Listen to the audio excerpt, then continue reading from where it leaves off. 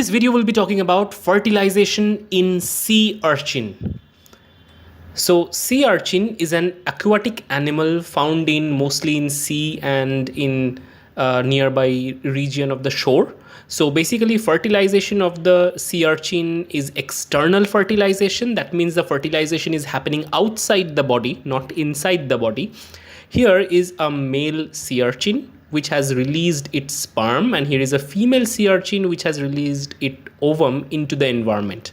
Now the sperm would eventually migrate toward the ovum and fertilize the ovum. That's it. It's quite simple, isn't it? But actually it's not that simple. Let me tell you why. Because at a given time point, one species of the sea urchin is not the only one in that particular habitat. There would be many more sea urchin species here represented in different colors. Now the point is, how can sperm and egg meet in such a diluted concentration in a seawater? Second thing is, like, how does sperm of one sea urchin species is able to recognize the ovum of the same species? How does cross fertilization into two different species doesn't happen? How these events are actually taken care of? This now seems to be a problem. But in this video, we would try to understand that. So here, it's clear that the ovum of one particular species would kind of secrete some molecule to attract the sperm. And basically, these are chemoattractant molecule, and the sperm would undergo a process called chemotaxis. That means kind of like its motility is influenced by a secreted molecule. So important points that we have to remember is the sea urchin ovum not only can control the type of sperm they attract, but also it can regulate the time they want to attract the sperm. The best time to attract the sperm is when the ovum is mature. So these are the factors that are taken care of by the sea urchin ovum. Now here is the sea urchin ovum, and let's talk about the mechanism of chemotaxis, how it differs in different species. So chemotactic molecules are different in different species. Even if the species are closely related, these molecules are quite different. So sperm motility is acquired only after the sperm is spawned into the aquatic environment. So initially in the gonad, the sperm is immotile because the pH is 7.2. Outside the gonad, pH has rise to 7.6, so the sperm become motile. So here in the sperm, the activation of dynein ATPase ensures that the flagella would now show wave-like movement and the sperm can start swimming vigorously. But the question is, how does the chemoattractant factor works? Because that's the prerequisite of fertilization to occur. And how does sperm gets its directionality? So let's talk about the mechanism of sperm chemotaxis towards the ovum.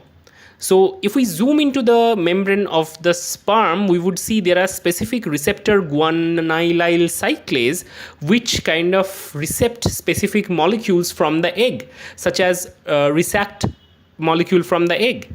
And this triggers a signal which activates GTP and converts it into cyclic GMP. Cyclic GMP gated channels open in response, and cyclic GMP gated channels are cation channels, so calcium influx happen.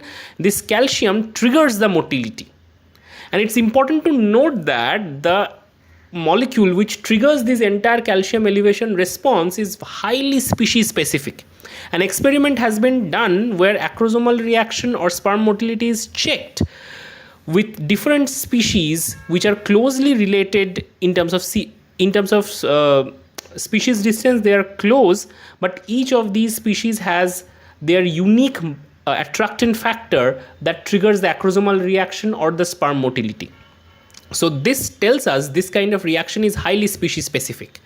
Now let's talk about basically the fertilization process. We already understood the problem of navigation of the sperm towards the ovum. Now that is solved. Let's talk about the fertilization. It's also a challenging job because the egg has several layers. There is a jelly coat layer which has to be penetrated. There is an extracellular matrix layer called vitelline membrane or vitelline ECM. Then there is egg membrane that has to be penetrated. So here is the sperm. Here you can see the nucleus, acrosome, the actin filaments just behind the acrosome, and then there is centriole. So the sperm sort of contact the jelly-like layer, and then acrosomal reaction happens. So the granules that are present in the acrosome are now released. It would help the sperm to penetrate this jelly-like layer. Eventually the jelly-like layer is getting digested, and sperm is getting closer and closer to the nuclear envelope. Eventually the vitelline, so there would be binding of the sperm to the vitelline envelope. Eventually there would be receptor based interaction that will trigger the membrane fusion of sperm and the ovum, which would lead to the nucleus to be getting inside of the ovum. And this is the overview of the fertilization process, and let's delve into details. So here we can see the head of the sperm. Here you can see the acrosomes. Now the question is, acrosome reaction is initiated by sulfate containing polysaccharides present in the egg jelly. Again, this is highly species specific interaction. So here we can see there are specific molecules from the egg that triggers the cyclic GMP response and allows calcium to get inside the cell, and calcium level initiation activates the Rho kinases. Rho kinase help in cytoskeletal rearrangement that creates the acrosomal process, which is a thin filament of actin fibers. Now here we can see at the outside of these acrosomal process there is binding. Binding is some molecule that would eventually bind to the binding receptor on the other side in the egg membrane. So this binding receptors and binding interaction is really important, and this interaction is also species specific. Now once the binding receptor is bound to the binding, then the fusion would be initiated. Now the cytoplasm of the sperm is continuum with the cytoplasm of the ovum. Right now this actin would create kind of like a narrow passageway through which the nucleus would eventually move towards the egg cytoplasm. But just the moment when this fusion happens, then there is a quick influx of sodium ion inside the cell that quickly creates the inside of the membrane highly positive. Generally resting membrane potential is minus 70 millivolt, and due to sodium influx it quickly goes to zero. That means it becomes more and more positive. When it is more and more positive, it is making it hard for other sperms to enter the same ovum, and this is happening almost instantly when first sperm make its way to the ovum, and this is known as the first block of polyspermy. This is why multiple sperm cannot fertilize one ovum. This is why there is a one sperm one ovum fertilization rule. Now here you can see multiple sperm are trying to reach the ovum at almost at the simultaneous time, but one has made it and injected its nucleus. Just after the first block, already the chances that other sperm would get in is almost reduced. But that was a transient change. Things has to be more sustained and more permanent. And this change is triggered by a reaction known as cortical granular reaction. These are vesicles filled up with enzymes. These cortical granules are fused to the egg membrane in response to the sperm and in response to the union of sperm and the ovum. So here we zoom in, and here we can see the binding basically has interacted with the binding receptor that triggers tyrosine kinase. Tyrosine kinase activates phospholipase C, which further activates cleaves PIF2 to IP3 and DAG. IP3 bind to the IP3 receptor on the endoplasmic reticulum of the egg and lead to calcium influx and elevation of the calcium in the cytosol. So elevation of the calcium in the cytosol triggers the cortical granule fusion. Also, elevation of calcium lead to many metabolic changes. Once these granules are fused with the membrane, many changes happen. In the vitelline ECM, there are many fibrous protein. First of all, these attachment point of these fibrous protein with the egg membrane is now loosen up because many serine proteases are released in format of these cortical granules. Second of all, these receptors that were essential for the sperm binding, these binding receptors are now resolved or destroyed using these serine proteases as well. So all these phenomena make sure that the second sperm cannot make its way in. This is known as the cortical granule reaction, and this is the sole molecular event underlying the slow block. Question is, what triggers this reaction? The elevation of the cytosolic calcium.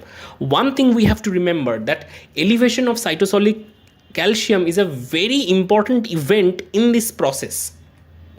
Now let us try to understand the entire process of fertilization with a flow chart. Here we have the first event, sperm binding or fusion of the sperm membrane with the oocyte membrane. That triggers many things. First of all, membrane potential would change, and that would lead to a quick block of polyspermy known as fast block. Second, the kinase activation would happen. Phospholipase C mediated generation of IP3 would lead to calcium elevation in the cytosol of the oocyte.